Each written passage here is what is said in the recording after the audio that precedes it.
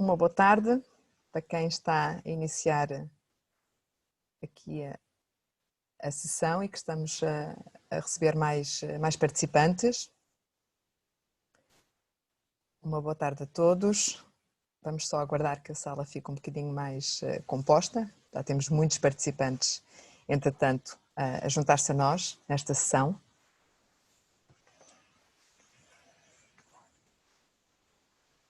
Uma boa tarde então, sejam bem-vindos à quinta sessão do segundo ciclo do programa de webinars para a administração pública, que decorre até dia 29 de maio.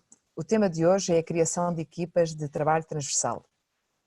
Para dar início à sessão, convido a Senhora Secretária de Estado da Inovação e da Modernização Administrativa, a Doutora Fátima Fonseca. Boa tarde a todas e a todos. Espero estar audível. Está audível. Muito obrigada. Muito boa tarde. É com muito prazer que estou uma vez mais convosco num dos webinars promovidos pelo INA e por todos os seus parceiros, na verdade, no quadro do Plano de Trabalho Colaborativo. O tema de hoje é um tema particularmente caro às pessoas que gostam da gestão de recursos humanos, que acreditam na inovação e no seu potencial transformador das organizações, de qualquer tipo de organização. O Guia de Apoio à Criação de Equipas de Trabalho Transversal, eu diria que é um dos projetos emblemáticos do Plano de Trabalho Colaborativo. E é um dos projetos emblemáticos por várias razões. Em primeiro lugar, porque é um guia que diz respeito a um tema particularmente importante para as dinâmicas de inovação na administração pública, a colaboração. E, em segundo lugar, porque reflete a experiência rica de todos os participantes neste projeto. Estamos a falar de 23 pessoas, de 13 entidades que colaboraram na preparação deste guia, e este guia vem refletir o trabalho que foi desenvolvido ao longo das últimas semanas, neste período Covid, o período em que a administração pública teve que se reinventar com muita rapidez para garantir resposta pronta a um conjunto de desafios que inesperadamente teve que enfrentar, que lidar e que superar com assinalável sucesso. Gostaria de sublinhar duas ou três coisas que acredito serem fundamentais no quadro da discussão que vão ter ocasião de desenvolver ao longo da próxima hora. Recordar que o Plano de Trabalho Colaborativo permitiu desenvolver 22 projetos e neste Plano de Trabalho Colaborativo estiveram envolvidas mais de 70 pessoas de mais de 20 entidades, não só da administração pública, mas também do setor social, da academia, do universo privado. E este Plano de Trabalho Colaborativo é, na verdade, um testemunho vivo da administração pública que se transformou para gerir o presente, é certo, mas com os olhos postos no futuro. E os modelos de trabalho colaborativo são, de facto, particularmente importantes porque representam uma nova forma de olhar para a grande organização da administração pública, para olhar para os modelos de gestão da administração pública e para olhar para a forma como a administração pública tem capacidade de entregar valor, o valor de que a sociedade precisa a cada momento.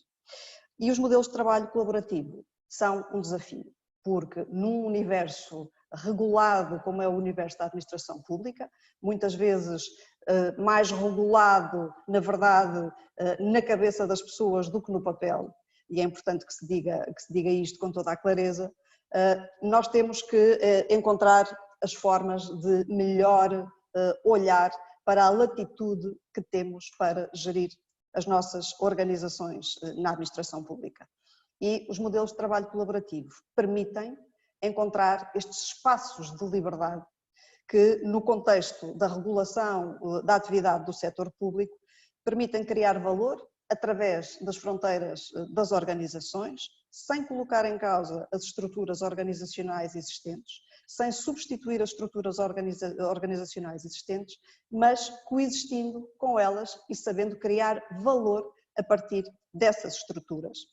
Ora, esta capacidade reforçada para responder que encontramos no trabalho colaborativo permite atuar de forma célere, com eficiência, mobilizando recursos e mobilizando competências que muitas vezes não sabemos onde estão. A colaboração permite fazê-las emergir e permite não só encontrar áreas de maior eficiência na atuação, mas ao mesmo tempo que encontramos eficiência na atuação, também desenvolvermos novas competências e alavancamos a motivação das pessoas para, em conjunto, criarem valor, criarem respostas, responderem aos desafios. Ora, trabalhar de forma colaborativa é necessário, trabalhar de forma colaborativa é positivo, trabalhar de forma colaborativa também envolve desafios que temos que abordar com eficácia e com pragmatismo.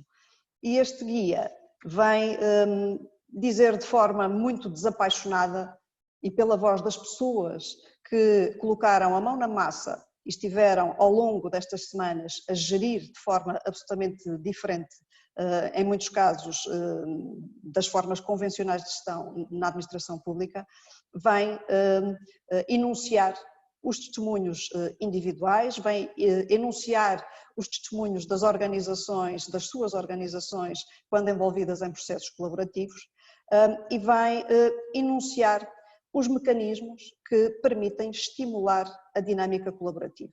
E porquê é que nós precisamos de estimular a dinâmica colaborativa? Porque precisamos dela, não só para ultrapassar as exigências que a estabilização e a recuperação da economia nos colocam à nossa frente, atento o quadro gerado pela Covid-19, mas também porque hoje temos os desafios originados pela Covid-19 e amanhã teremos quaisquer outros. E o que importa é que consigamos reforçar o trabalho colaborativo como rotina, porque o trabalho colaborativo na administração pública existe há muito tempo e muitas organizações, acreditando no potencial do trabalho colaborativo, desenvolvem essas dinâmicas há longos anos, mas muitas vezes não de forma muito visível e muitas vezes de forma até não patrocinada. Portanto, nós precisamos colocar na agenda da gestão pública a colaboração e precisamos reforçar o trabalho colaborativo como rotina de funcionamento normal na administração pública. Ora, desafios que são enunciados por esta equipa e que eu espero que possam ser debatidos no decurso desta sessão. Alguns desafios e vou apenas identificar aqueles que me chamaram mais a atenção. Como identificar as pessoas para as envolver numa equipa colaborativa, como organizar o trabalho no quadro de uma equipa colaborativa, quais as ferramentas que podemos utilizar, sobretudo quando a colaboração se desenvolve num ambiente de trabalho à distância, como liderar as pessoas e as equipas para concretizar resultados, mantendo o foco na criação de valor, quais as competências que trabalhadores e dirigentes devem desenvolver para que o futuro seja ainda mais colaborativo, independentemente de quaisquer formatos organizacionais que a administração pública possa ter em termos formais. Em suma, como tirar partido desta capacidade colaborativa, como internalizar esta dinâmica de funcionamento na administração pública, que é, na minha perspectiva, uma dinâmica muito menos processual e muito mais relacional, como transformamos a colaboração num poderosíssimo motor, numa alavanca da inovação. E a terminar não posso deixar de assinalar o forte compromisso do Governo com a inovação na gestão da administração pública. Aliás, hoje mesmo foi publicado um despacho de 2 membros deste Governo, desta área governativa, que vai reforçar a equipa de coordenação do sistema de incentivos à inovação na gestão da administração pública e reforçar a equipa com novas competências, com novas responsabilidades, com muita ambição, para que encontremos as melhores fórmulas para inovar na gestão das pessoas, nos modelos de gestão da administração pública e no desenvolvimento de ambientes de trabalho positivos e produtivos. Espero que esta sessão nos traga propostas para reflexão, nos traga compromissos de atuação. Fico a aguardar as vossas propostas para me sentir ainda mais mobilizada para poder corresponder também a estes desafios. Muito obrigada a todas e a todos, desejo-vos uma ótima sessão de trabalho e fico ansiosamente à espera das vossas propostas. Obrigada. Muito obrigada, Sra. Secretária de Estado. Vamos iniciar então a sessão de debate sobre a criação de equipas de trabalho transversal. Recordo que durante a sessão os participantes podem utilizar a ferramenta disponível no ecrã, designada por Questions and Answers, para colocar questões que serão respondidas no final da sessão. Peço que coloquem sempre o primeiro e último nome para podermos identificar quem está a falar connosco, quem nos quer colocar questões. No painel de conferencista, passo então a apresentar o painel que temos hoje connosco. Doutora Anabela Vilão, Subdiretora-Geral da Direção-Geral do Orçamento. O Dr. César Pestana, Presidente do Conselho Diretivo da Entidade de Serviços Partilhados da Administração Pública. A doutora Cristina Schell, Subdiretora-Geral do Gabinete de Planeamento, Políticas e Administração Geral. Dr. Nuno Bocão Sarmento, Capitão de Mar e Guerra, Chefe da Divisão de Planeamento do Estado-Maior da Armada da Marinha Portuguesa. Vai moderar o debate o Dr. Nicolau Santos, Presidente do Conselho de Administração da Agência de Notícias de Portugal. Vou ativar o ecrã. Na sessão está ainda a doutora Sofia Figueiredo, do Instituto Nacional para a Reabilitação, que irá fazer a interpretação para a língua gestual portuguesa. Muito obrigada a todos por terem aceito o nosso convite. Passo então a palavra ao Dr. Nicolau Santos. Boa tarde, está-se a ouvir? Está-se a ouvir. Ok. Boa tarde a todos, muito obrigado pelo convite para moderar mais esta sessão, esta dedicada ao reforço, enfim, à criação de equipes de trabalho transversal na administração pública, e os nossos oradores, todos eles estiveram envolvidos no grupo de trabalho e deram os seus contributos precisamente para, enfim, para algumas conclusões que se podem vir a tirar e que a Sra. Secretária de Estado agora assinalou. E eu começaria por fazer a primeira pergunta à doutora Anabela Vilão, que trabalhou sobretudo na área do enquadramento, dos conceitos-chaves, da formação, da tecnologia, enfim, da governação, peço desculpa, e da tecnologia, para saber, dentro deste quadro do trabalho transversal, quais são os desafios nestas áreas que se colocam com mais acuidade. Muito boa tarde. Também começaria por fazer a pergunta se todos me estão a ouvir. Sim? Pronto, então, em primeiro lugar, depois desta questão técnica, gostaria de agradecer a todos que estão presentes e que, tanto quanto sei, é uma audiência cheia. Queria também agradecer ao INA o convite para estar aqui neste webinar, que estou, portanto, com muito gosto. É uma área, portanto, que me é muito cara, uma vez que é uma área que tem a ver com a gestão de recursos humanos e as pessoas, como as motivar e como gerirmos melhor as organizações na administração pública. Como o Dr. Nicolau Santos referiu, nós fomos uma equipa, e a Sra. Secretária de Estado também, fomos uma equipa significativa, representando muitas entidades públicas e nós, portanto, estamos aqui a dialogar, mas estão muitos outros colegas que connosco trabalharam, portanto, neste guião que elaboramos. Quais foram, portanto, e indo agora então, tentando responder à questão, se ficar alguma em aberto, por favor digam-me também.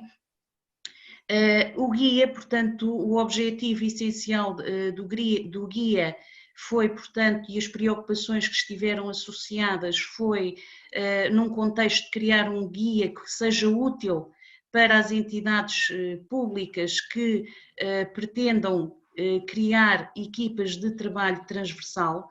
Esta criação de equipas transversais, penso que hoje não há dúvidas sobre o seu valor acrescentado, quer para as equipas num contexto individual como das organizações. Como há um pouco também a senhora Secretária de Estado referiu, nós temos já experiências e boas práticas na administração pública, na área de práticas de trabalho transversal, mas temos um percurso ainda a fazer e de melhoria contínua. Portanto, para podermos prestar um melhor serviço público. Portanto, estará aqui em causa a gestão de equipas, como definir equipas para constituírem trabalhos a serem elaborados num contexto transversal. Foi um dos desafios, portanto, foi pensarmos como é que se criam essas equipas.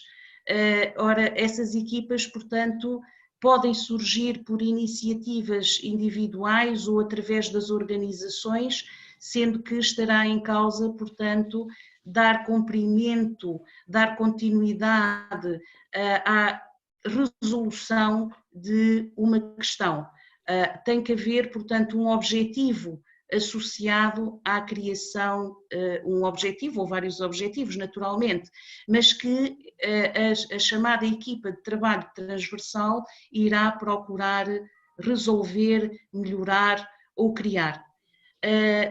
Mas diga-me uma coisa, doutora Anabela Vilão, esse objetivo é definido pelas pessoas da equipe, orientações trabalhadas com os superiores, como é que surgem esses objetivos específicos do trabalho transversal?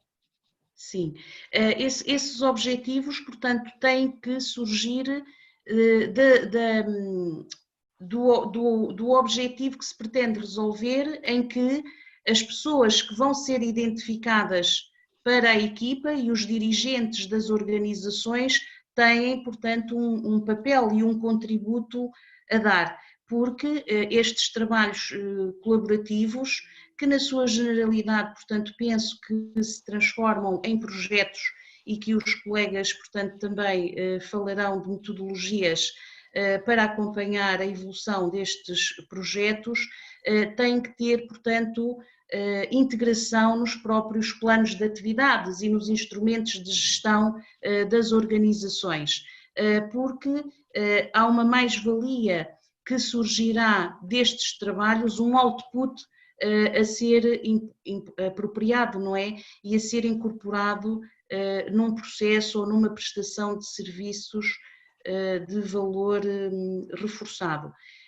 Portanto, estes modelos pretendem ser flexíveis para dar resposta ágil a questões. Portanto, nós não trabalhamos de forma rígida a forma como tem que surgir.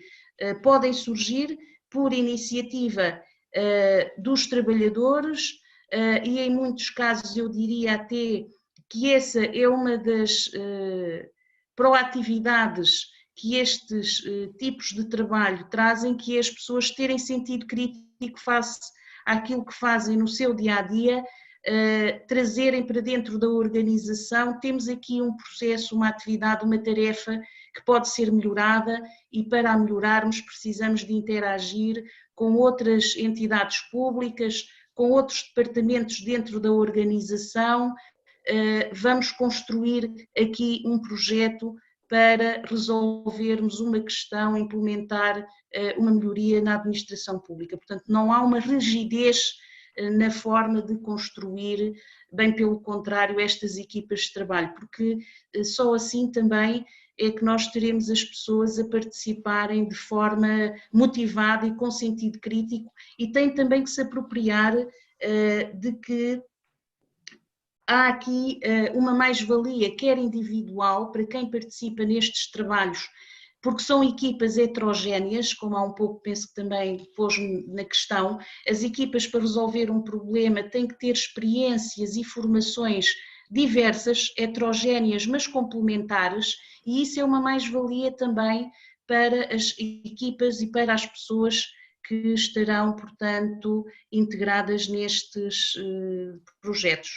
Portanto, tem de haver uma avaliação do projeto, do interesse do projeto, e depois a definição dos perfis das pessoas que vão integrar e a constituição das equipas. Sim, sim. passar por aí. Muito bem, eu vou dar a palavra ao Dr. César Pestana. Uma das questões que se coloca nesta criação de equipas de trabalho transversal é o modelo de governação destas equipas. Como é que ele irá ser feito, as tecnologias que estarão disponíveis e que terão de ser utilizadas para concretizar, e depois, eventualmente, passarmos desta fase em que houve, digamos, uma explosão de processos destes pouco estruturados ainda ad hoc para algo um pouco mais estruturado, algo que esteja mais consubstanciado. Certo. Obrigado, Cláudio. E também agradecer ao INA e cumprimentar os colegas de painel e aproveitar também para cumprimentar todos os restantes 20 que não estão aqui hoje, mas que estiveram na elaboração do trabalho conjunto que fizemos neste dia. Eu acho que o Nicolau tocou nas questões principais, ou seja, aquilo que o grupo de trabalho tentou fazer quando elaborou este documento foi exatamente criar algumas ferramentas, alguns instrumentos que permitam facilitar que outras entidades que queiram gerar iniciativas, identificar ações, identificar iniciativas, tenham alguns aceleradores do processo. Ou seja, como é que eu consigo perceber se isto é uma iniciativa transversal, qual é o nível de complexidade que esta iniciativa transversal tem, e aí criamos um conjunto se quisermos, de listas de verificação, qual é o valor do orçamento envolvido, quais são as partes interessadas que estão envolvidas, qual é o número de entidades diferentes que estão envolvidas no projeto, e assim ele será um projeto mais complexo ou menos complexo. E isto depois retira-se daqui que para fazer parte destas equipas de projeto, assim nós teremos que encontrar no contexto das nossas organizações pessoas com determinado perfil de maturidade nas diversas áreas de competência que são necessárias. Também aqui achamos que havia necessidade de criar mais um instrumento, ou seja, de criar um instrumento que ajudasse a identificar o que é que são perfis de maturidade, e fomos buscar alguns frameworks, alguns modelos europeus, mas também aproveitar aquilo que já está disponível nos modelos de avaliação da própria administração pública, com o CIADA, e nomeadamente valorizando os parâmetros de avaliação de competências que já estão previstos no próprio modelo do CIADA. E como é que esses parâmetros podem ser uma boa fonte para identificar competências-chave para pessoas que estejam a ser envolvidas nos próprios projetos transversais. E isto depois também criar aqui alguns alertas, ou seja, alguns indicadores. Um projeto com um elevado nível de complexidade merece, com certeza, que existam skills de gestão de projeto, de gestão de risco, de gestão da mudança, algumas competências-chave que devem ter um nível também de maturidade elevado para acompanhar a complexidade desse projeto. E esse é também outro dos alertas que deixamos, ou seja, não devemos endereçar projetos de diferentes complexidades com uma estrutura apenas. Temos que ter cuidado nessa identificação. Finalmente, as questões das tecnologias de suporte. Como é que nós nos organizamos para responder a este contexto? E eu aí diria que este contexto extraordinário que vivemos com a pandemia nos criou um acelerador muito elevado, ou seja, hoje todos somos utilizadores destas ferramentas de videoconferência, todos sabemos se a nossa VPN está a funcionar ou não está, se os nossos computadores têm os requisitos ou não têm necessários para podermos promover estes trabalhos, e adicionalmente também a isso, estamos muito mais atentos à forma como podemos desenvolver ferramentas para poder partilhar informação. Ferramentas de gestão documental, ferramentas de portal de partilha de documentos, ferramentas de partilha de ficheiros. Portanto, há um conjunto de tecnologias que estão hoje no mercado, que estão hoje muito divulgadas, que são ferramentas fundamentais para o desenvolvimento desta lógica de trabalho transversal, independentemente do facto de estarmos num modelo em que estamos recolhidos em casa ou não, porque no futuro, outra das coisas que também o grupo identificou neste modelo operacional é de que a utilização destas ferramentas tecnológicas aproxima as pessoas e, portanto, permite que um conjunto de reuniões que são muito difíceis de ter, porque os interlocutores para estas reuniões são difíceis de encontrar, se possam juntar rapidamente e esclarecer dúvidas, questões. E, portanto, o custo, diria, o custo de setup da reunião, o custo de criação de uma própria reunião, de criar um grupo, baixou significativamente com esta inovação tecnológica. E, portanto, enfim, o que ficou desta reflexão conjunta é como é que nós estruturamos agora o processo. Como é que nós aproveitamos esta nova forma de funcionar e de trabalhar, criou vantagem, e como é que tentamos formalizar isto. E isto leva-nos um pouco a um modelo de gestão, um modelo de governação de maior enquadramento. E como é que as diversas organizações se podem juntar para identificar as iniciativas, quebrar as questões verticais dos silos organizacionais, partilhar as diferentes competências que têm e estabelecer regras de funcionamento que têm que, obviamente, permitir que quem participa nestes grupos transversais tenham um nível de responsabilização e um nível de empowerment e um nível de relacionamento superior àquilo que é o funcionamento normal da equipa funcional, hierárquica, com um reporte muito próximo do chefe hierárquico. E esse é também o que nós podemos concluir é que esta experiência, enfim, como a senhora Secretária de Estado disse, já existia vários exemplos de trabalho colaborativo, mas esta experiência que o Covid-19 levou todas as entidades públicas e privadas, no fundo, a adotar, está a levar na administração pública a uma maior informalidade, uma menor rigidez nos processos hierárquicos para desenvolver projetos. Sim, eu acho que sim, e revejo-me completamente no que o Sr. Secretário referiu.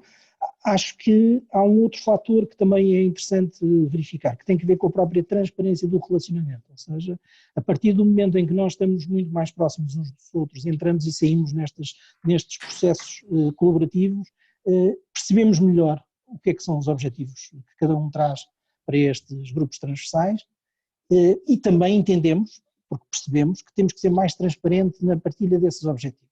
E isso é também em si, acho, um benefício destes processos. Ou seja, termos consciência do que é que cada um quer quando participa nestes projetos transversais, a nível organizacional, a nível da equipa e a nível dos próprios elementos das equipas que trazem as suas competências para esse projeto. E desse ponto de vista eu acho que é mais um benefício.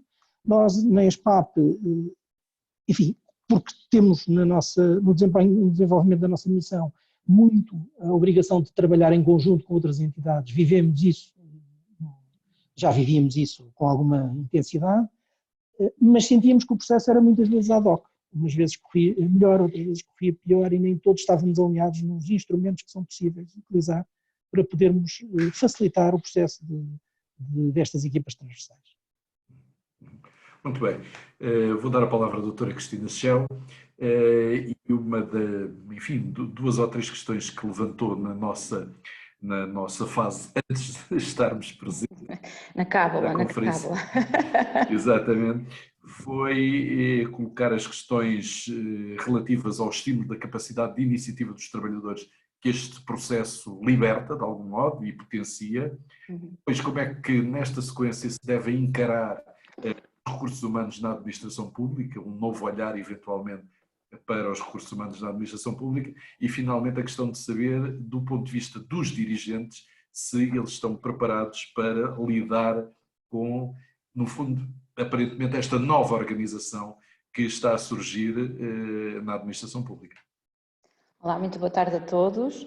Um cumprimento especial à Sra. Secretária de Estado, que agora já está com outros a fazer, a todos o painel que aqui presente, que foram os meus colegas que participaram na equipa de trabalho transversal que fez a proposta do guia de constituição de equipas de trabalho transversal à Secretária de Estado, aos que estão aqui presentes, muito obrigada pelo trabalho colaborativo eficaz ao máximo que nós tivemos num curto espaço de tempo, da reflexão que nos foi feito esse desafio e um agradecimento que eu também quero deixar ao INA em participar, eu com o resto de outras pessoas da minha equipa, neste projeto da criação de equipas de trabalho transversal. Eu fico bastante feliz com o anúncio que a Sra. Secretária de Estado hoje fez com a publicação do despacho que reforçou o compromisso do Governo na aposta da inovação e que reforça os meios do sistema de incentivo à administração pública, porque isto é um sinal que nós precisamos de colher dentro das nossas organizações, dentro das nossas pessoas e dentro da forma como nós temos que gerir a administração pública no presente e no futuro. Trabalhar neste projeto de gestão colaborativa em ambientes de crise levou a que nós tivemos a necessidade de nos reinventar e tivemos necessidade de transfigurar um pouco de uma maneira não muito organizada, como disse o César, às vezes, a forma de trabalhar internamente.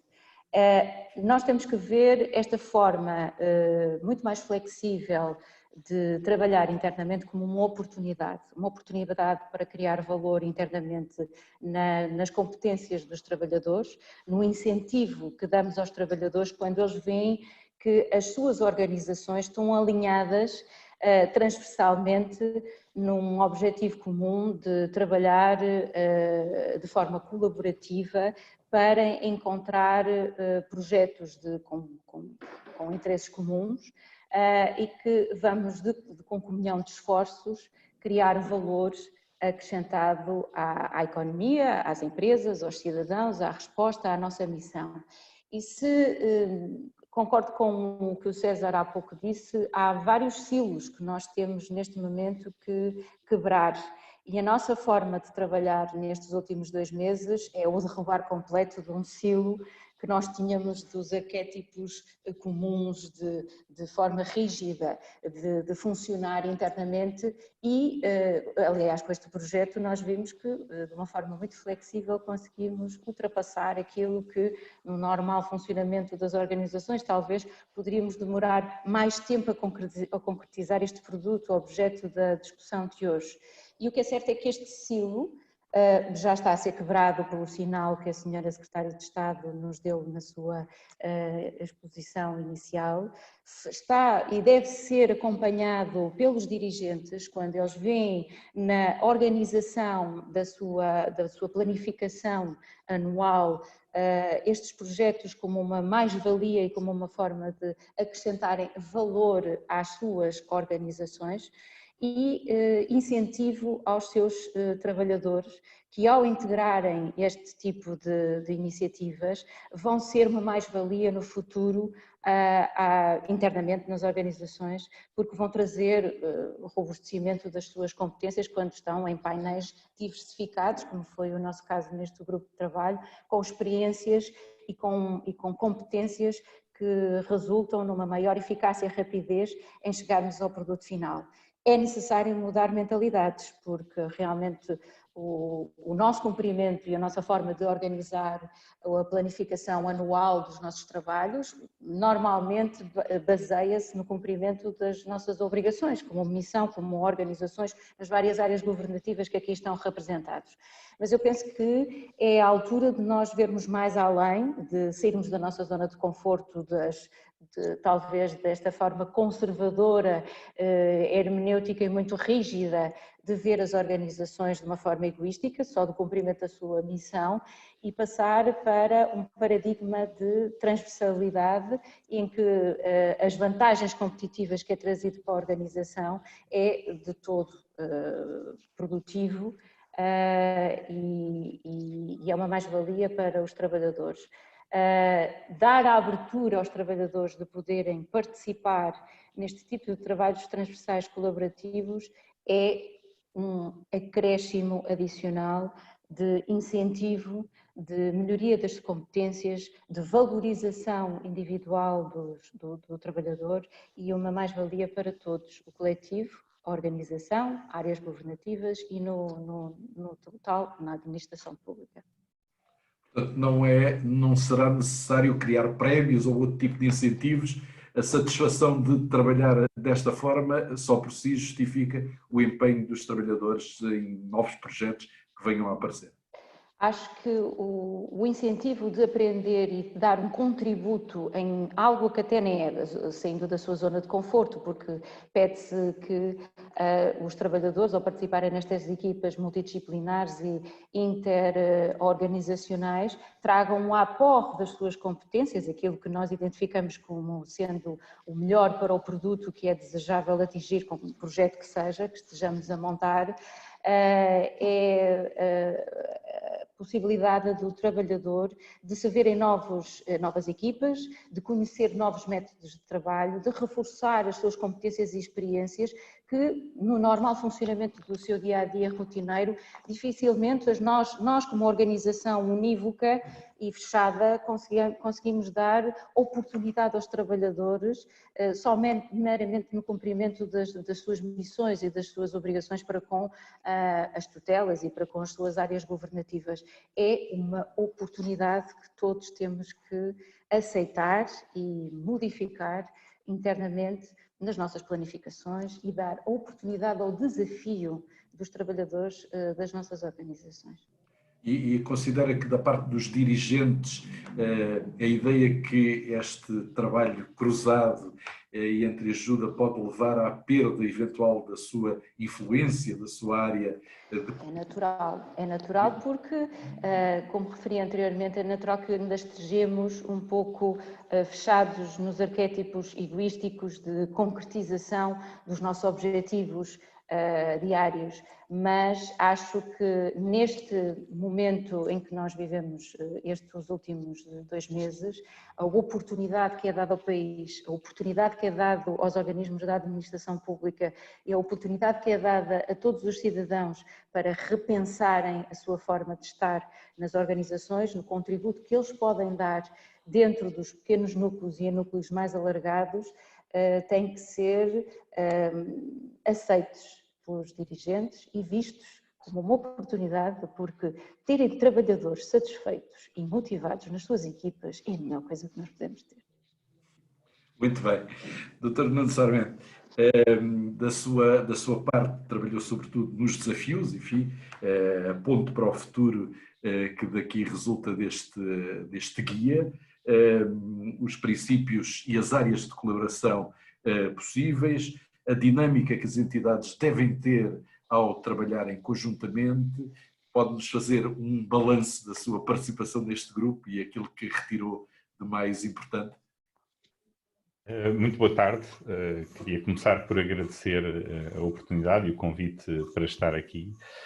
Cumprimentar a senhora Secretária de Estado, aqui os meus colegas de painel e, na realidade, todos os participantes que estão aqui a ouvir-nos e que consideram que isto tem valor acrescentado para si. Eu talvez vá começar, porque me parece que é importante, um pouco aqui o nosso testemunho do que é que nós sentimos, nós próprios, como foi aqui referido. Isto foi um processo colaborativo. Portanto, uma das partes interessantes foi as nossas reações exatamente a participar neste processo colaborativo. Eu devo referir isso porque, sendo da Marinha, enquanto muitas outras organizações vêm com maior naturalidade algumas das colaborações, eu sinto que o facto da Marinha ter entrado, por exemplo, neste processo, inicialmente, mas a Marinha está aqui e vou dizer o que é que eu senti do meu lado. Eu confesso que a primeira vez que me telefonaram a perguntar que ia haver esta iniciativa e se eu queria participar, eu disse que sim. E talvez seja importante perceber porque é que eu disse que sim de imediato e sem fazer quase questão nenhuma. É que realmente a situação que nós vivemos durante este período levou-nos a querer concretizar, levou-nos a querer fazer. E se alguém estava a fazer qualquer coisa que seria ser positivo, eu não queria, nem a Marinha queria estar fora desse processo. Mas confesso que na primeira reunião que não fui deste grupo, em que começámos a conversar, eu demorei pelo menos meia reunião a perceber qual é que era o verdadeiro enquadramento, exatamente o que é que nós íamos fazer, o que é que estava por trás daquilo, porque havia ali coisas que eram até um pouco chocantes em termos daquilo que são os processos normais com que as organizações trabalhavam. E eu acho importante dizer isto porquê? Porque isto é um processo já transformacional. O facto de eu, nessa altura, ter entrado numa reunião, ser militar, as pessoas ficam com dúvidas como é que são os militares, será que eles são muito rígidos, como é que é? E o facto das pessoas começarem a conhecer eu julgo que foi o primeiro processo de mudança e que representa aquilo que nós devemos olhar com muito cuidado. A segunda coisa que eu queria dizer, cuidado em termos positivos. A segunda coisa que eu queria dizer, e eu normalmente quando falo neste processo, é verdade que o estímulo disto foi esta situação da pandemia. Mas a pandemia eu gosto de dividir aqui em 3 partes. Porque são 3 partes de oportunidades de identificar o valor acrescentado para as organizações.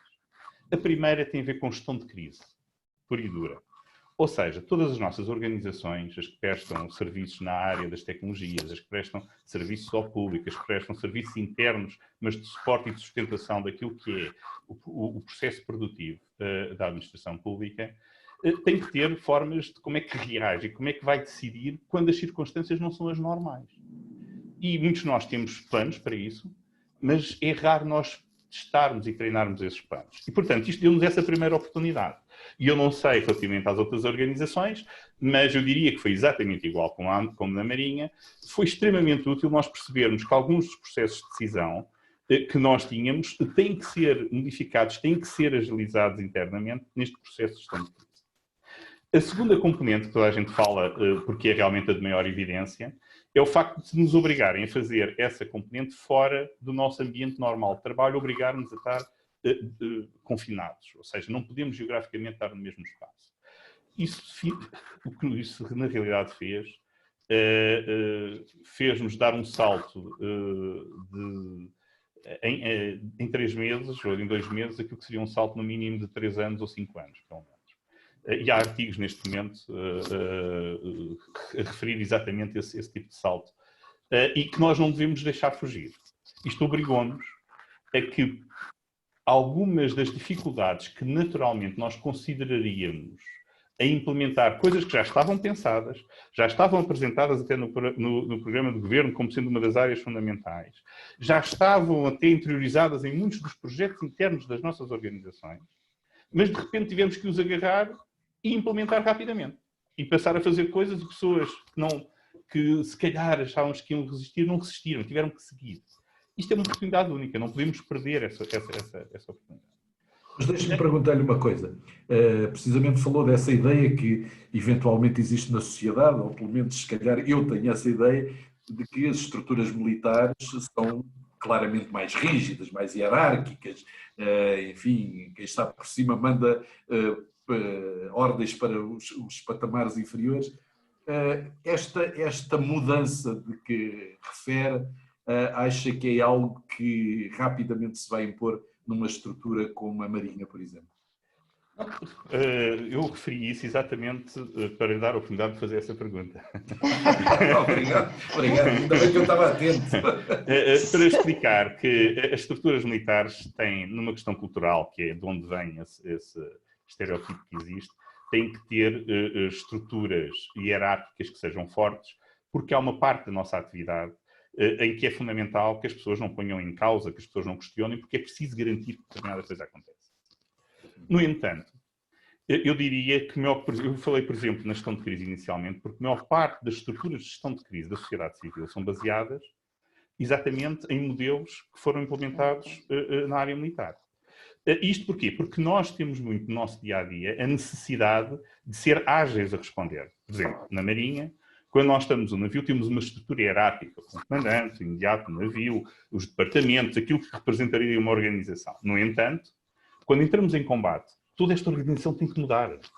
Porque estamos todos a trabalhar com um único objetivo, que é garantir que as ameaças que o navio tem, que nós conseguimos combatê-las quer em termos externos, quer em termos internos, que temos a comida, que temos a energia e que temos as armas ou o que for necessário para a nossa missão. Temos a capacidade de ir aos navios ou acudir, por exemplo, quando estamos a falar da salvaguarda de vida humana no mar. E o que é que isto significa? A nossa estrutura já está preparada para mudar. Nós temos uma estrutura hierárquica e uma estrutura funcional.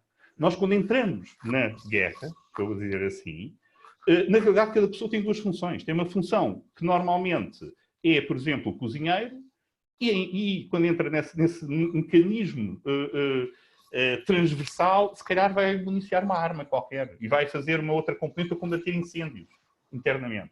Esta dinâmica está na nossa cultura. Portanto, uma das coisas interessantes foi nós testarmos exatamente essa dinâmica para uma coisa que não é o que é mais habitual, que é quando o problema é interno dentro da Marinha, como é o caso de uma pandemia. Estamos profundamente preparados para missões externas, estruturas de comando e controle, forma de atuar, forma de processar a informação. Quando é internamente, também temos esses mecanismos, mas não estão tão agilizados. Isso foi muito interessante. Mas isso que acabou de dizer é muito interessante, porque esse trabalho colaborativo e essa informalidade ou menor hierarquização desse trabalho colaborativo vai ter de conviver com uma estrutura que, apesar de tudo, tem de manter alguma verdade. Precisamente para fazer face a situações de crise. Portanto, eu disse que foi uma oportunidade de aprendizagem, porque tivemos exatamente que testar internamente como é que isso funcionou, e funcionou muito bem. Melhor do que aquilo que nós inicialmente até pensávamos que poderia acontecer. Funcionou não só muito bem, como foi de imediato. A resposta foi muito rápida e, repare, aqui, por exemplo, a Marinha tem uma outra particularidade, ou as Forças Armadas em termos globais, que é, além de nos termos que preocupar com a nossa organização e aquilo que é o nosso produto operacional, também fomos chamados a apoiar a própria crise. Aliás, esse passou a ser o nosso objetivo principal. Os nossos médicos, garantir a parte hospitalar, garantir a nossa parte em apoio às populações. Quer dizer, há aqui uma série de coisas que nós nos focámos a fazer isso. Mas o que é que eu quero referir com este, para também não me perder aqui da minha linha de ação, de pensamento, que é toda esta dinâmica, porque na Marinha, que acaba por ter que ter muitas fases, repare, nós temos a parte operacional, mas também temos a parte da tecnologia que corresponde a algumas das organizações que aqui estão. Temos museus, portanto, preocupámos com aquilo que o Governo estava a fazer relativamente a ter os museus abertos ou não ter os museus abertos, como é que fazemos isso?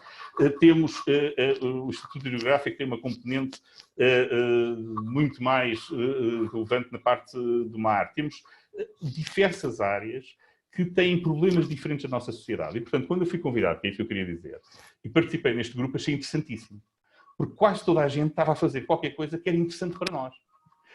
E que era muito relevante poder fazer benchmarking, conseguir perceber como é que os outros estavam a lidar e como é que isto podia ser agarrado. Como é que podíamos gerir o conhecimento? Como é que podíamos agarrar aquilo que é o conhecimento específico de cada uma das organizações e que é trabalhado e cresce dentro dessa organização e transformá-lo em conhecimento que pudesse ser partilhado entre todos nós. A segunda coisa que eu gostei nesta equipa, neste projeto específico, foi o facto de sermos muito práticos. Ou seja, a discussão foi, nós temos que arranjar aqui coisas que sejam para ser consequentes, não é para fazer trabalhos teóricos. O que é que nós podemos fazer que ajude as organizações? E eu senti que toda a equipa se motivou a fazer as coisas nesse sentido. E olhando para aquilo que é a terceira vertente da aprendizagem desta crise, que é como colaborar com os outros. Ou seja, como é que gerimos crise? Como é que o fazemos sem estar no nosso local de trabalho? E como é que o fazemos sem ser na nossa organização? Como é que o fazemos com as outras organizações? Isso foi extremamente interessante agarrar nesse aspecto. Para ser muito rápido, para não me alargar muito, eu queria dizer o seguinte. É fundamental uma pessoa estar focada nos mesmos objetivos, nos mesmos princípios, acreditar nas mesmas coisas. Há uma coisa que já foi aqui referida várias vezes. Isto é possível, esta colaboração transversal, se as pessoas acreditarem em estar focadas nas pessoas.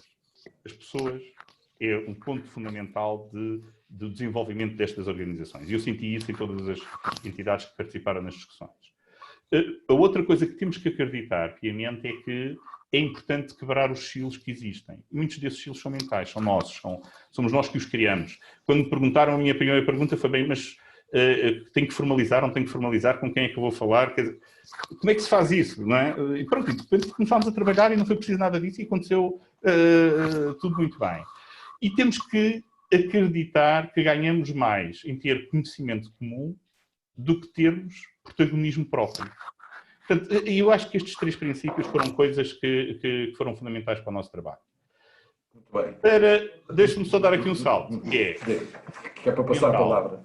O que é que foi fundamental? É que nós não podemos deixar que isto pare. Nós temos que criar a ponte para que as nossas ações aqui, que eu acho que foram muito consequentes neste dia, mas que na realidade possam ser mais consequentes e consigamos atravessar para o outro lado e garantir que este novo normal que as pessoas falam na realidade vai ter ações concretas. E, portanto, é isso que eu sugiro que nós estejamos focados, é como é que vamos transformar isto em ações concretas para o futuro.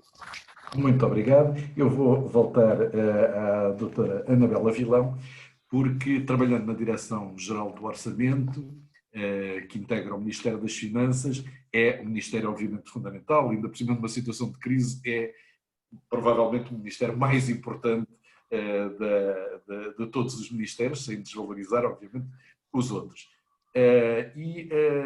Como é que o Ministério das Finanças, que na prática também, enfim, como dizia o Nuno Sarmento, na prática também tem uma hierarquia muito acentuada relativamente aos outros ministérios, como é que pode entrar neste trabalho colaborativo sem perder, digamos, a sua autoridade, sem perder a sua capacidade de impor, do ponto de vista orçamental, do ponto de vista financeiro, um conjunto de orientações que não podem ser alteradas? Sim, muito obrigada. Eu teria uma tendência a responder algo muito parecido com o que o colega Nuno referiu em relação à Marinha. Aquilo que são orientações que têm que surgir face aos objetivos que Portugal tem que cumprir integrado numa comissão ou numa Comissão Europeia, não é? Portanto, objetivos claros existem, obrigações também existem para o país e, portanto, tem que haver regras e disciplina orçamental. E, portanto, essa componente deve e continuará a existir. Agora, a forma de implementar, e aí já estamos em processo orçamental, o como fazer, como todos sabemos, não vale a pena, portanto, tentar dizer que não. O processo orçamental, por si, é um processo que é complexo, tem várias dimensões, desde a preparação do Orçamento de Estado, a execução do Orçamento de Estado e a Conta Geral do Estado. Aqui dentro destas várias dimensões nós temos muitos processos e muitos cumprimentos legais de informação e de rigor na execução orçamental. Nós, Direção-Geral do Orçamento, temos procurado ser uma instituição que procura trabalhar com os setores e todas as áreas governativas de forma colaborativa.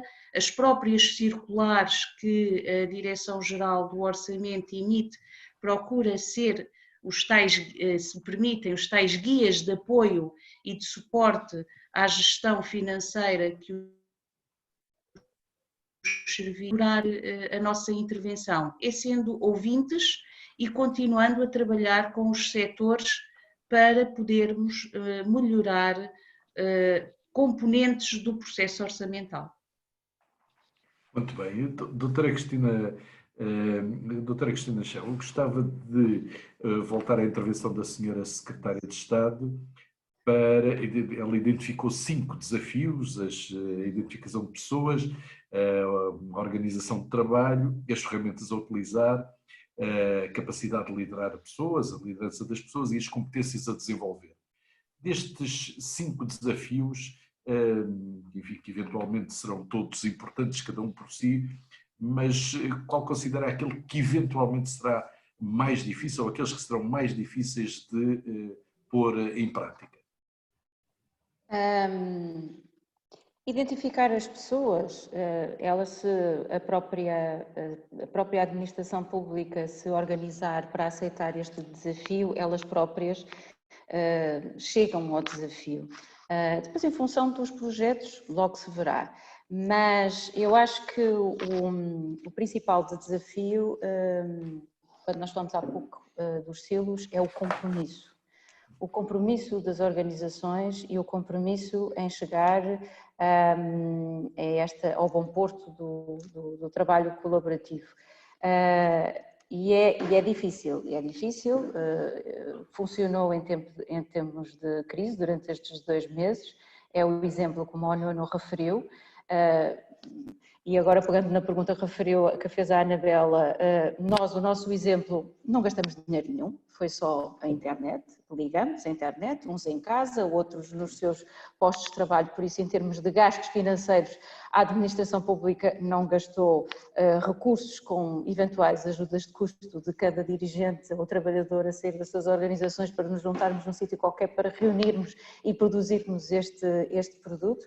Por isso ganhamos eficácia nesse resultado, mas pegando nos desafios enunciados pela senhora Secretária de Estado, acho que o compromisso da liderança em aceitar esta nova forma de estar internamente nas organizações e no conjunto da administração pública é o desafio que eu acho que é o mais difícil de concretizar, porque temos que sair do nosso estado confortável do dia a dia.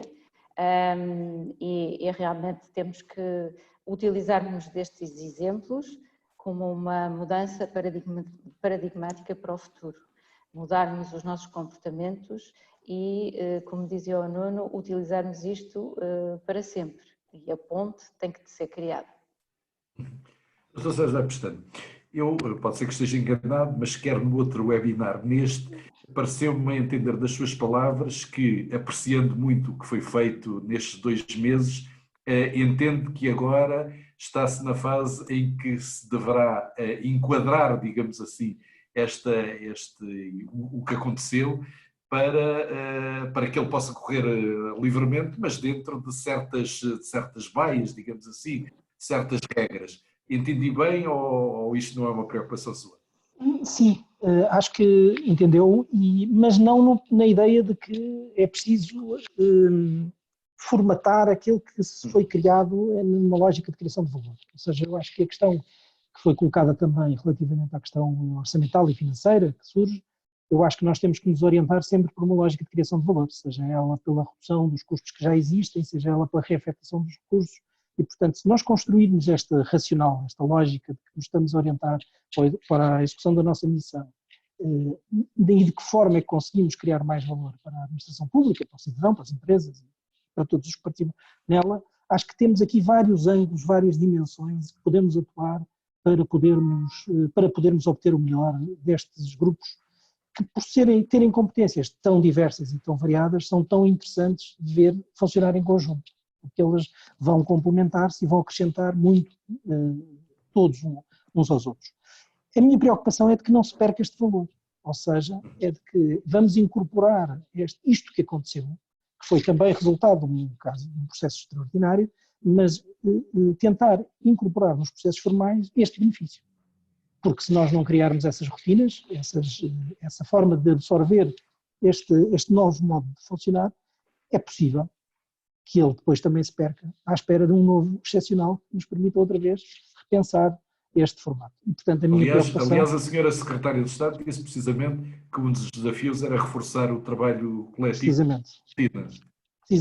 E, portanto, eu acho que estes princípios orientadores, estes princípios de funcionamento, é muito importante que sejam depois incorporados em instrumentos que permitam esta continuidade neste novo modo de funcionar. Eu acho que isso é fundamental que venha a ser construído e penso que será. E acho que é muito importante que venha a ser construído. Há um outro tema que eu também acho que gostava de dar aqui um ponto que tem que ver com a participação das pessoas. E eu acho que, de facto, as pessoas saem muito valorizadas na forma quando participam nestes projetos transversais e nestes projetos multidisciplinares. E depois há aqui também, muitas vezes, as preocupações de como é que elas coordenam isso com a sua operação normal e como é que elas coordenam isso com o seu trabalho normal. E mais uma vez eu entendo que se nós garantirmos o alinhamento entre aquilo que são os objetivos das organizações que estão a cooperar, dos projetos que estão a ser colocados, e se tivermos a capacidade de escolher bem as competências, as senioridades e as pessoas que estão nestas equipas, os seus objetivos individuais também vão ser respondidos. E eu acho que é exatamente desta forma de conseguir este exercício que nos vai permitir depois no futuro não perder esta experiência que foi muito interessante de viver. Não necessariamente. Uma das questões que o preocupa e que abordou também foi precisamente isso, não perder este trabalho, fazer apoio para o futuro, sendo a Marinha seguramente uma área de atividade que planeia muito bem aquilo que faz, como é que entende que se deve, como é que se consegue, eventualmente este guia já dá bastantes respostas a isso, como é que se consegue manter esta dinâmica colaborativa quando, eventualmente, e esperemos que o mais rapidamente possível, a ameaça do coronavírus desapareça. Bem, eu começaria por essa última parte. Eu parece-me que nós vamos ter que nos adaptar a viver com parte desta realidade por um período mais prolongado do que aquilo que se possa pensar. Isto não é uma questão de que tivemos aqui um pico e de repente as coisas vão voltar à normalidade. Há aqui coisas novas que vão passar realmente a ser o nosso novo normal e se calhar vamos ter que arranjar uma normalidade que funcione mesmo com alguns riscos que vamos ter que geri-los diariamente. No entanto, referiu muito bem, vai haver aqui um momento, que já estamos a fazê-lo, de desconfinamento, de fazer com que as pessoas comecem a retomar a sua vida, e se conseguimos gerir isso de forma a que o país seja capaz de fazer face ao número de pessoas que ficam infectadas e o nosso sistema de saúde se comportar bem, quer dizer, nós vamos evoluindo positivamente e de uma forma estruturada que obriga algumas coisas. Por exemplo, a Marinha obriga a manter disponível a componente de apoio exatamente à gestão da crise que antes não estava ativa, ao mesmo tempo que vamos continuar a fazer aqui outras atividades. Mas como é que nós podemos dar o passo? Que essa é a pergunta de base. Bem, aquilo que este grupo discutiu muito, e eu julgo que foi extremamente interessante, eu resumiria a dizer o seguinte: bem, temos que começar a agir. Temos que deixar de olhar só para aquilo que pode ser feito e quais é que são os conceitos, mas temos que fazer coisas que algumas delas, ou a maioria delas, já fazíamos antes. Temos é que ser explícitos naquilo que queremos fazer. Temos que concordar temos que concordar com os princípios. Eu diria que temos que concordar com o princípio da colaboração, em que é positivo para as nossas organizações, há valor acrescentado em que consigamos colaborar entre nós.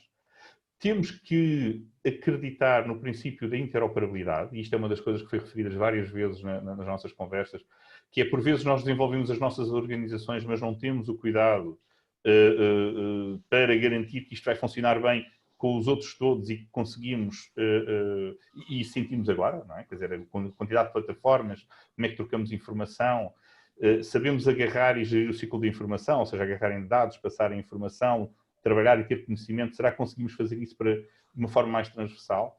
Isso implica, obviamente, confiança nos outros. Exatamente. Implica que haja um relacionamento de organizações, e os relacionamentos das organizações dependem das pessoas que se relacionam também. E, portanto, alguém referiu, esta questão da colaboração vai obrigar a que entre no próprio planeamento estratégico da própria organização.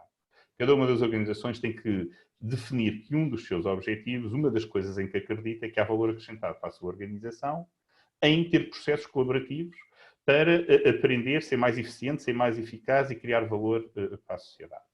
Esse é um dos pontos. Tem que acreditar que é bom ser transversal, ou seja, há competências que uns podem ter e que eu não vou ter, e não posso ficar triste por não estar à frente nisso, mas tem um valor acrescentado ao agarrar e pôr a coisa, o processo todo completo e ter uma resposta comum.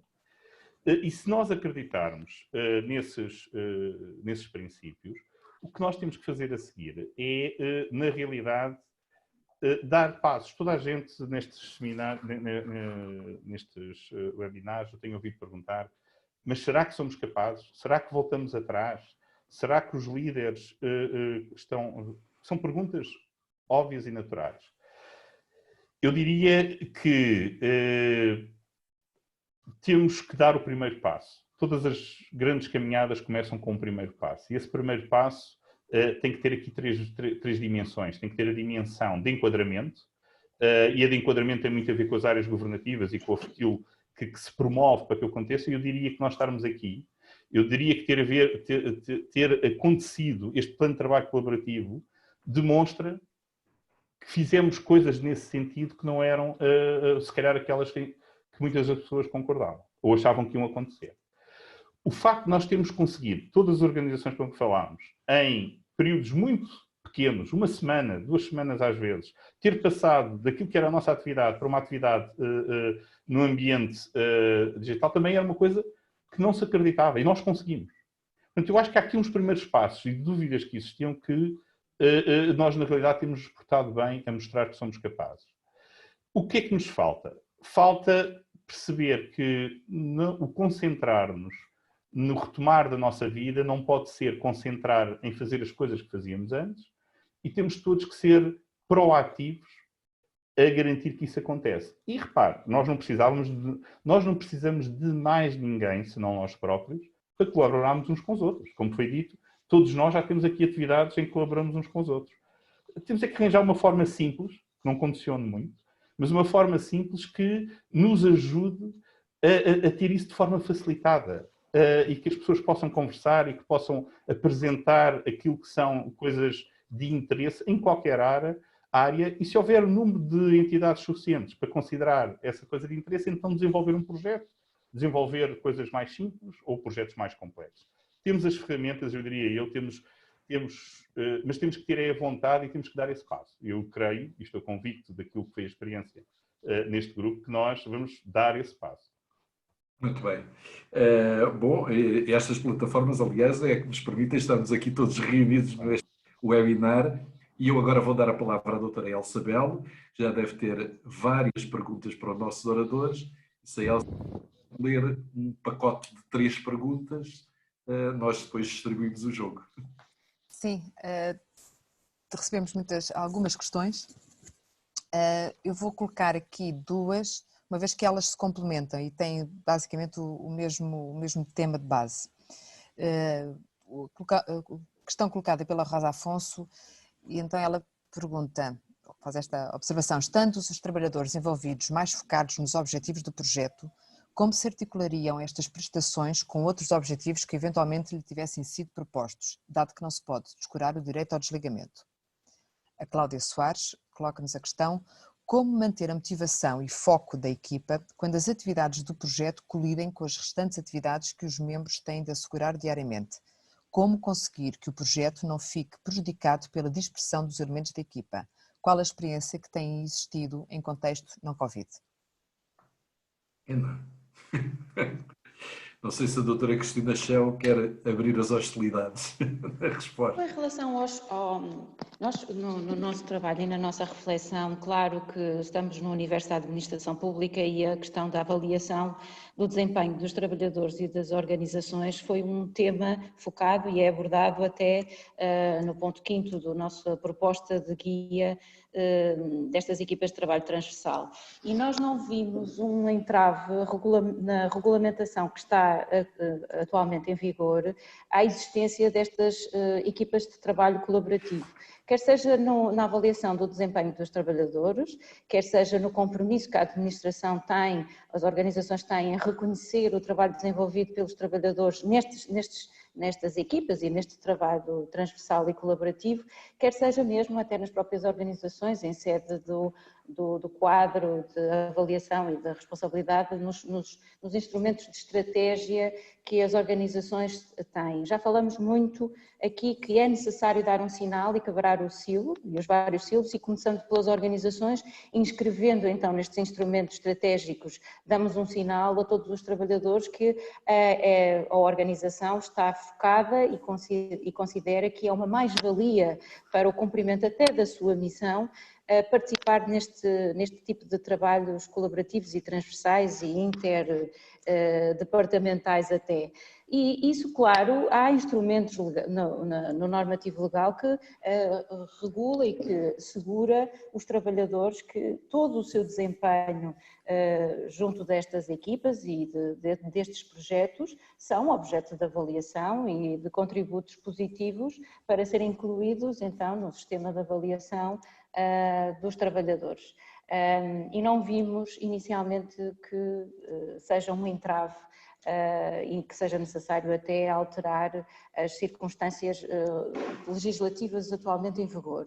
No que respeita ao foco em que os trabalhadores estão no cumprimento das suas tarefas normais dentro das suas organizações e participando nestas equipas de trabalho transversal, nestes projetos, é de bom senso que um gestor e um líder, falando agora na parte das lideranças das equipas e no compromisso em participar dentro das organizações e com as suas equipas e com os seus trabalhadores, há que gerir com bom senso as atividades que um trabalhador tem e o cumprimento das suas responsabilidades para com a organização e para com o projeto. Se o projeto envolve uma maior capacidade de absorção de tempo do trabalhador, não é expectável que uma organização tenha, de uma forma egoísta, vai exaurir o trabalhador com o normal tarefas que as pessoas têm dentro das suas organizações. Há que readaptar também, e lá está, todos nós, numa circunstância que tenhamos um colega nosso dentro das nossas organizações que queira participar e que tenha o direito ao desafio, como é óbvio, nós temos que verificar qual é as tarefas que esse trabalhador tem e equilibrar de maneira que ele possa responder com tudo. Não é expectável responder a e-mails às 2 da manhã, não é expectável, fui a primeira, Carlos, cada vez. Quebrou a regra. Não é expectável que uma pessoa esteja a trabalhar às 2, 3 da manhã, nós temos também que aprender, acho que todos nós vimos isso junto dos nossos colaboradores, nós também pecamos nas nossas atividades e no cumprimento das nossas responsabilidades em estender para lá do normal, humanamente possível até, do tempo que nós dispomos a trabalhar nestas formas virtuais e virtuais, mas temos que ter equilíbrio, trabalhar à distância, trabalhar em equipas multidisciplinares que se resolvem com uma chamada e com um webinar, conforme nós estamos a ter. Não precisa de haver um local físico, é preciso haver imaginação e é preciso, conforme o próprio guia diz e nos dá pistas, fazer um determinado forma de organizar um determinado projeto em função daquilo que é pretendido e em função das variáveis que existem. E o que é que nós podemos aprender com tudo isto? Que os trabalhadores portugueses são excepcionais. São excepcionais. Doutor César Pestana, calculo que não deve discordar destas palavras da doutora Cristina Schell, mas gostava de o ouvir. Sim, absolutamente. Eu acho que a Cristina colocou os temas todos e, portanto, fica fácil concordar só. Mas eu talvez reforçaria Falta o e-mail das 2 da manhã. Eu talvez só reforçasse que a facilidade da acessibilidade às pessoas tem também outra componente que tem que ver com a nossa gestão dessa facilidade de acessibilidade. E, portanto, muitos daquilo que nós verificamos é que hoje não contactamos através de telefones fixos que seguem um caminho de secretários e de secretárias e ligamos diretamente para o telemóvel, ligamos diretamente para o computador e isso gera um nível de acesso muito mais intrusivo se não for gerido com um peso, conta e medida, que é aquilo que tem que acontecer. Por outro lado, as próprias ferramentas de gestão de projeto, desmaterializadas, permitem também fazer a correta gestão dos recursos. Eu diria que, desse ponto de vista, não é diferente do que tínhamos antes. Já tínhamos antes muitas situações em que a adequada alocação dos recursos aos projetos não era melhor. Neste momento temos os mesmos problemas. Temos que gerir isso com cuidado. Acho que há aqui uma questão muito relevante que tem que ver com a facilidade do acesso por um lado e a diversidade das competências das pessoas que estão envolvidas no projeto. E isso eu acho que é também muito interessante de gerir. Mais uma vez, no próprio guia também identificamos um conjunto de ferramentas que podem auxiliar os gestores de projeto e as organizações a gerir estes limites, a gerir estas capacidades de carga que eu acho que devem ser utilizadas. O que o Nuno referia deste propósito, destes princípios, deste alinhamento da organização, eu acho que permite resolver parte destes temas, a partir do momento em que a organização ela própria, os dirigentes dessa organização estejam envolvidos nesta lógica de trabalho colaborativo, eles também percebem que isso implica a alocação de pessoas com um recurso e com uma tarefa que tem que ser corretamente dimensionada. Não é uma coisa que vamos fazer ali porque conhecemos alguém ou simpatizamos com alguém, é algo que faz parte estruturante do trabalho que fazemos. Algum do nosso tempo estará em projetos transversais, colaborativos, porque faz sentido que assim seja.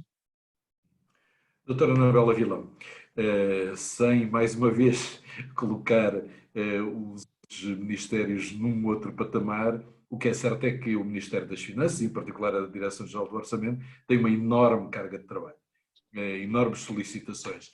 Acha que é possível, apesar disso, encontrar entre os trabalhadores pessoas que possam ter parte do seu trabalho ligado a estes projetos de colaboração com outros departamentos do Estado? Sim, é possível. De facto, a Direção-Geral do Orçamento é uma Direção-Geral que tem uma atividade muito intensa, com um quadro de pessoal que tem, portanto, sofrido uma redução significativamente face às suas atribuições, mas as pessoas, digamos que têm-se conseguido adaptar muito bem a novas exigências, a novos processos, e são pessoas, na sua generalidade, muito proativas. Nós temos uma carga de representações e de trabalhos com as áreas setoriais, com a área dos sistemas de informação, que é o caso da ESPAP, que o César Pestana preside, e com quem temos, não querendo descurar outras áreas, mas um trabalho colaborativo e de transversal para todo o processo orçamental, e, portanto, são as pessoas que estão na Direção-Geral do Orçamento que ativamente têm contribuído para que seja possível dinamizar sempre um processo orçamental com prazos muito exigentes de cumprimentos de lei e muito intensos.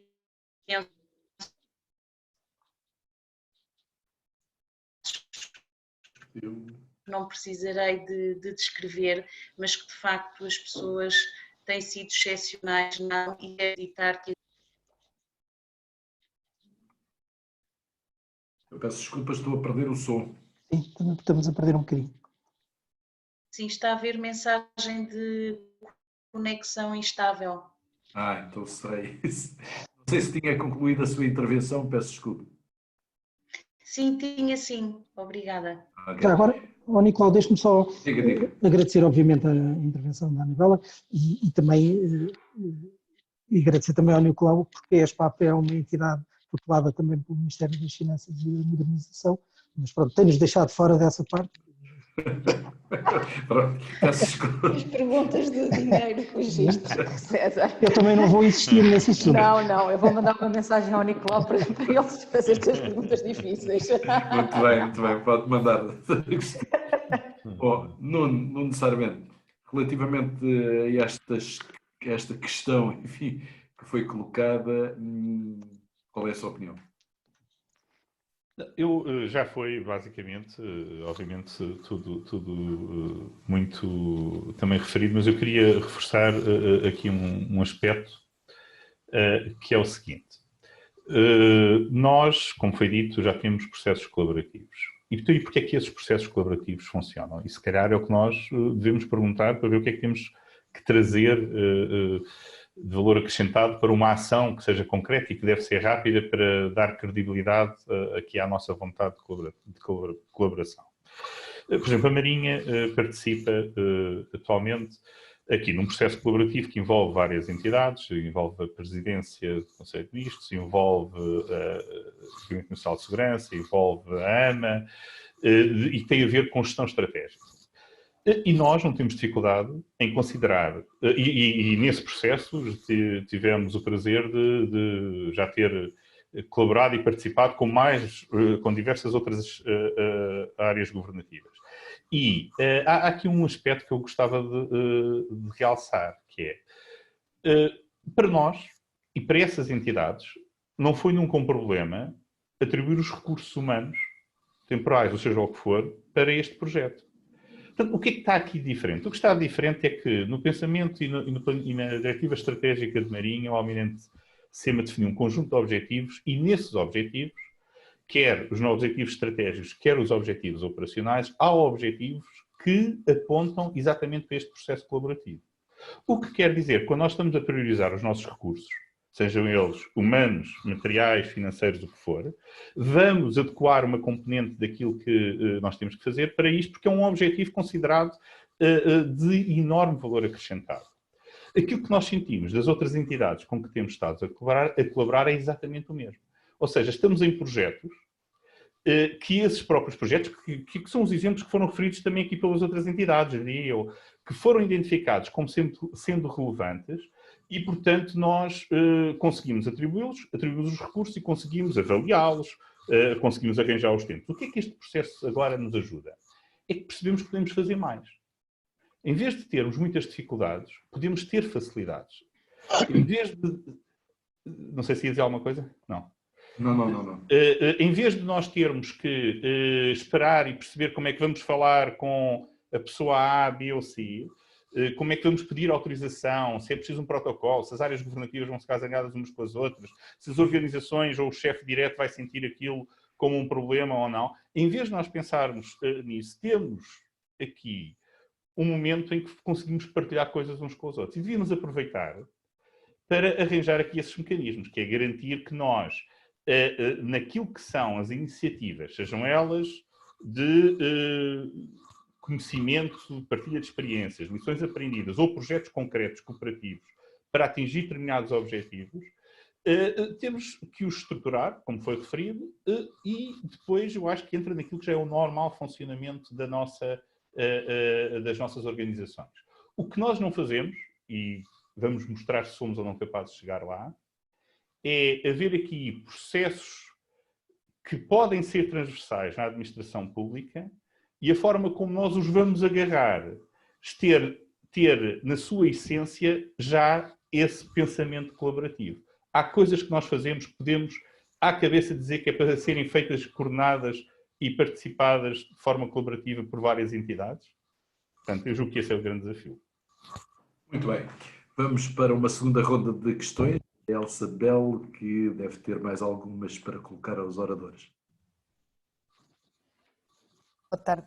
Está a ser um desafio, uma vez que quando há aqui uma seleção das temáticas que estão a ser colocadas, eu depois ouço a resposta desse lado, portanto já está a ser difícil, está a ser tão rica a conversa que torna-se um bocadinho difícil selecionar as questões, uma vez que as respostas estão a vir desse lado aí de uma forma muito natural. De qualquer forma, colocando aqui algumas questões que poderão estar aqui um bocadinho mais ao nível de desafios, de resposta, ou de alguma forma assim mais vocacionados para outras áreas. O Nuno Mimoso coloca-nos a questão: de que forma poderá o teletrabalho e trabalho em videoconferência vir a ser implementados de uma forma mais cimentada em trabalho colaborativo pelos vários serviços da administração pública central e local? A Rita Ferreira coloca-nos a questão: gostaria que os oradores fornecessem exemplos de constituição de equipas de trabalho transversais dentro das suas organizações, coisa que também o Nuno Bulcansarmente acabou agora de identificar, e que dificuldades sentiram e resultados obtidos. Se calhar é mais esta a tónica colocada: dificuldades e resultados. Muito bem. Passo. Então, vamos lá. Não sei se vamos ter tempo para mais, suponho que esta vai ser a última ronda, mas relativamente à questão colocada pelo Nuno Mimoso, eu acho que o César Pestana pode dar uma resposta relativamente a estas questões do teletrabalho e da espírito. Sim, claro. Eu acho que o teletrabalho passou a ser um instrumento. Aliás, já vimos isso também num outro webinar dedicado exatamente à questão do teletrabalho, que o teletrabalho passou a ser um instrumento de funcionamento. E eu acredito que passará a ser uma ferramenta na nossa gestão das equipas, e há um conjunto de funções e um conjunto de pessoas que provavelmente poderão estar, se não em completo teletrabalho, em algum modelo de rotatividade na utilização dos mecanismos de teletrabalho. Porque isso permite, desde que esse trabalho não seja não tenha que estar síncrono com outros, permite uma organização do tempo e dos recursos, pode ser muito útil para as nossas organizações.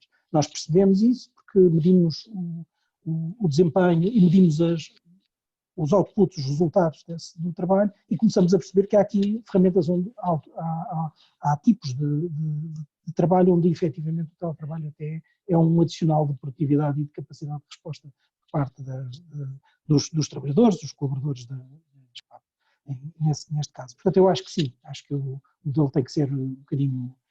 Eventualmente este regime excepcional criou uma série de mecanismos legais que o tornaram obviamente mais simples de adotar do que o modelo anterior, e daí também considero que é possível identificar um conjunto de questões que provavelmente deverão ser incorporados no modelo normativo normal, pós-crise, para poder ser utilizado de outra maneira.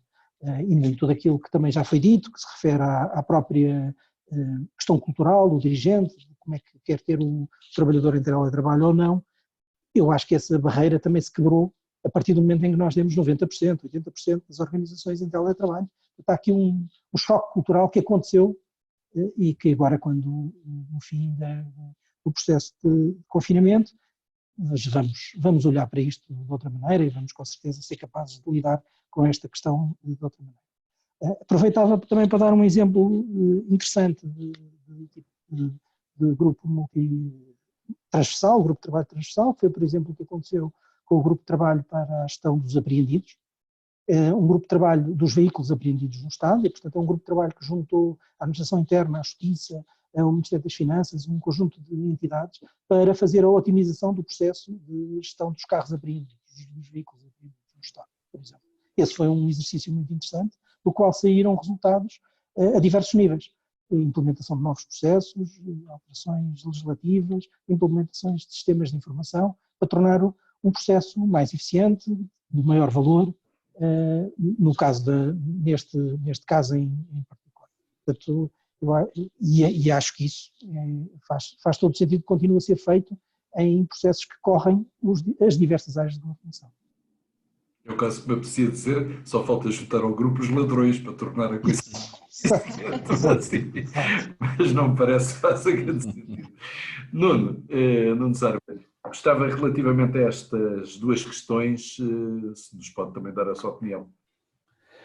Sim, eu, em relação aos desafios, coisas positivas e preocupações que temos tido, as questões positivas são por demais evidentes. Nestes processos colaborativos que nós temos, o que se sente é que há uma partilha de conhecimento, há coisas que têm valor acrescentado muito significativo para as organizações. E nós, quando fazemos estes processos que de arranque têm algum, ou podem parecer que vão ter alguma complexidade no seu planeamento, mas o que eu sinto é que isso é o próprio processo de passar uma primeira barreira. O que eu sinto nestes processos que eu estou a referir, e estes processos, por exemplo, que eu estou a referir, tem uma questão que não é que seja um projeto transversal a determinadas áreas. O que é propriamente dito são áreas de interesse que estas organizações perceberam que poderiam beneficiar umas com as outras. Uns reconhecem competências no lado, outros reconhecem outras competências do outro lado, e junta essas duas componentes para trazer um benefício maior e que possa potencialmente ser alargado. E este processo, o que nós sentimos em termos de benefício é que o primeiro contacto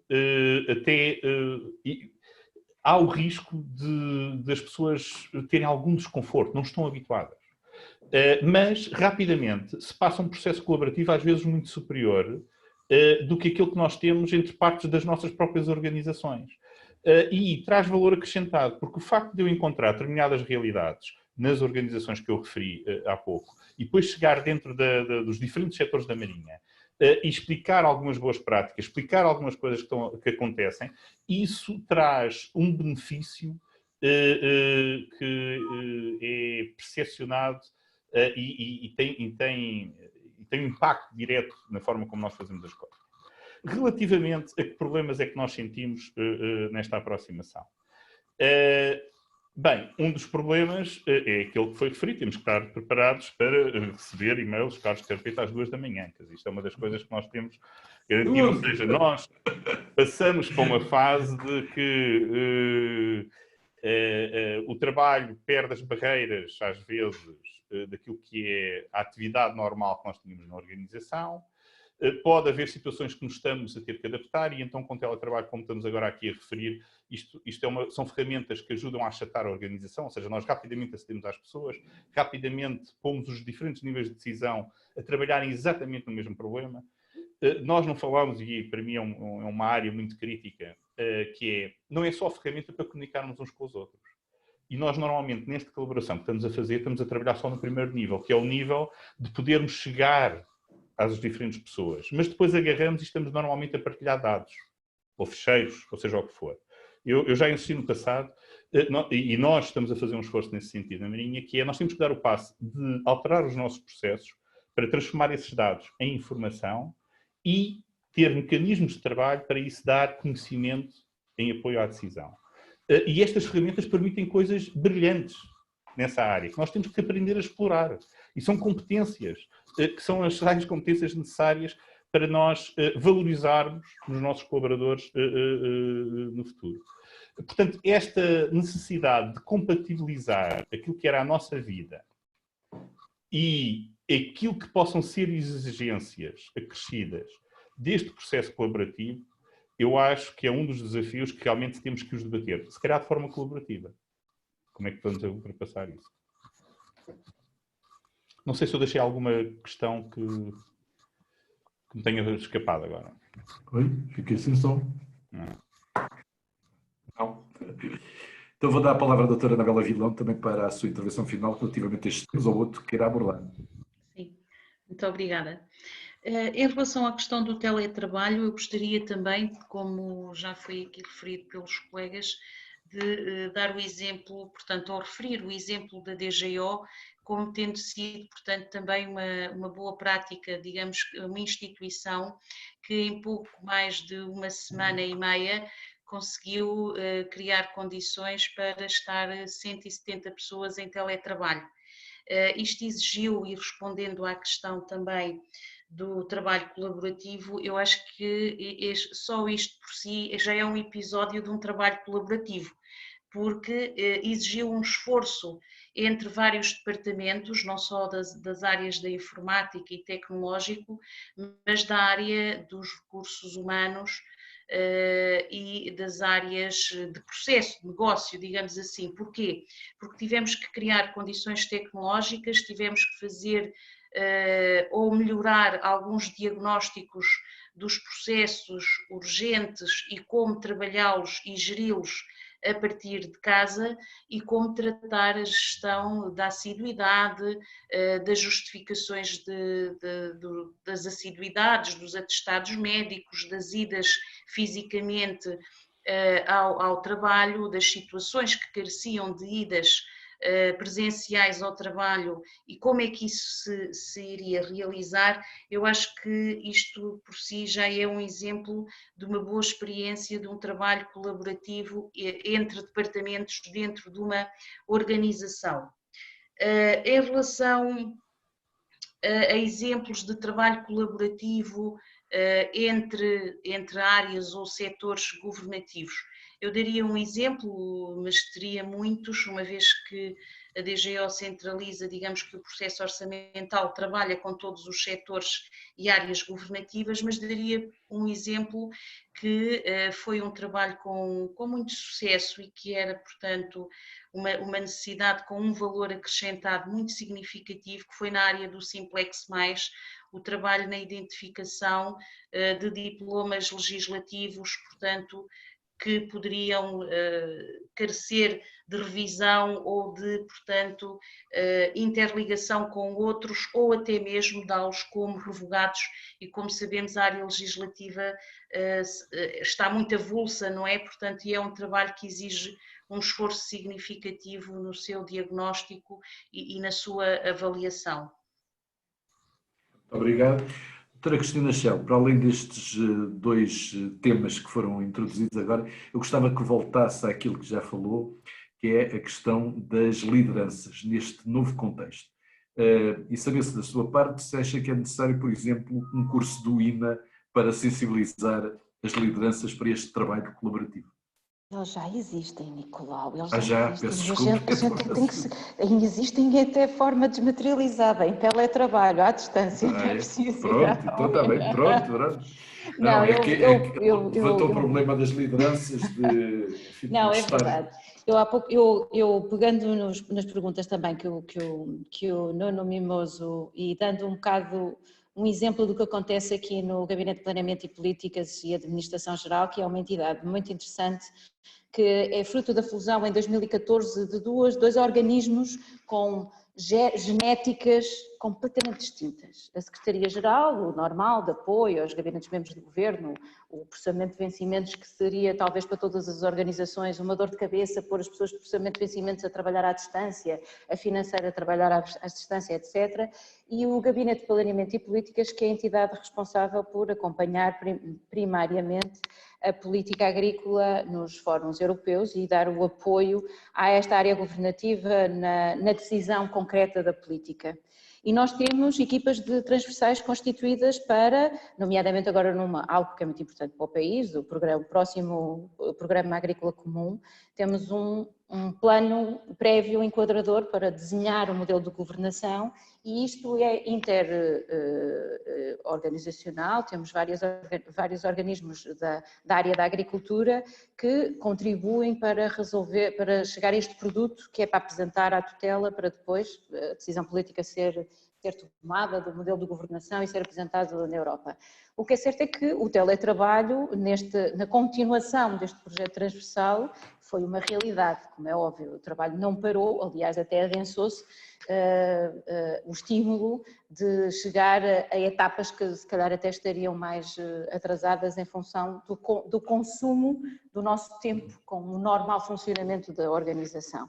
Mas o que é muito interessante, Nicolau e a todos, é que um grupo muito específico de trabalho intelectual, porque estamos a falar de técnicos superiores em que estamos a produzir, fazer análises SWOT, etc., em que a tecnologia foi um instrumento essencial para desenvolver etapas que nós tínhamos atrasadas.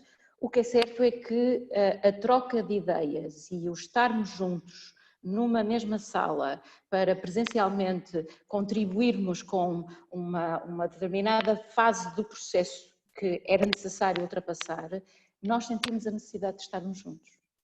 E se bem que o teletrabalho é algo que todas as lideranças, acho que existe um mix agora em todas as organizações, temos as nossas organizações a funcionar em pleno, a 100%, a cumprir com a nossa missão, sem vermos os nossos colaboradores e sem estarmos com eles presencialmente. E nesse sentido, durante estes 2 meses, nós demonstramos ao país que nós nos conseguimos transfigurar e de um momento para o outro continuar a cumprir com a nossa missão. E isso é fruto de todo o empenho que os trabalhadores tiveram nas organizações no cumprimento e assegurar que o país não parava, nomeadamente no que respeita aos organismos da administração pública. Mas eu temo que este afastamento total e completo dos trabalhadores para com o lugar comum onde se encontravam fisicamente, se possa no futuro perder um sentido de identidade coletiva. E se, voltando àquele exemplo, nós tivermos necessidade de estarmos em sala com 2, 3 metros de distância uns dos outros para, em brainstorming presencial, de uma maneira muito eficaz e rápida, chegarmos a um produto final para apresentar num prazo muito curto à Sra. Ministra da Agricultura, foi bom porque a parte da socialização do trabalho é importante, é muito importante. Temos esta nova ferramenta, não voltamos atrás, os líderes sabem disso, estão com as suas equipas a 100% disponíveis em casa, nas esplanadas agora, que podem ir para as esplanadas, apanhar um bocadinho de vitamina D e continuar a trabalhar connosco, um pouco mais em liberdade e com um pouco mais de menos receio e mais como é que eu ia dizer, com mais sorrisos nos lábios quando nós fazemos as nossas reuniões, as pessoas agora estão um bocadinho mais libertas. Mas o paradigma das organizações está quase que assente com a Marinha, com o César, Nespap, com a DGO e com todos os organismos da administração pública, direta e indireta do Estado e a administração local. Nós conseguimos nos organizar e estarmos de forma diferentes. Mas também eu faço um apelo aos trabalhadores, estar a 100% em teletrabalho, em deixarem de estar com os seus colegas, com os seus chefes, com os seus líderes. Foi o que eu disse ontem aos meus colegas, os diretores de serviço, eu daqui a um bocado só vos vejo no lanche de Natal e tem que ser num Zoom que é para... E realmente acho que nós temos que caminhar a organizarmos e a respeitar as inseguranças dos trabalhadores, a dar-lhes oportunidade a participarem nestes processos colaborativos em teletrabalho ou nas instalações dos organismos onde pertencem, mas aos poucos construir uma forma diferente, respeitando este ganho qualitativo que nós tivemos num curto espaço de tempo destes 2 meses. Por isso, sim, é possível fazer teletrabalho em projetos de trabalho colaborativo, mas às vezes faz falta estarmos juntos. Obrigado. Bom, eu penso que já passámos a nossa hora e vou dar a palavra a Elsa Belo para encerrar este webinar que terminou agora. Obrigada, Nicolau. Antes de encerrarmos, pedimos a vossa apreciação sobre esta videoconferência, preenchendo o inquérito que vai aparecer nos vossos ecrãs. Damos então por encerrada a sessão sobre a criação de equipas de trabalho transversal.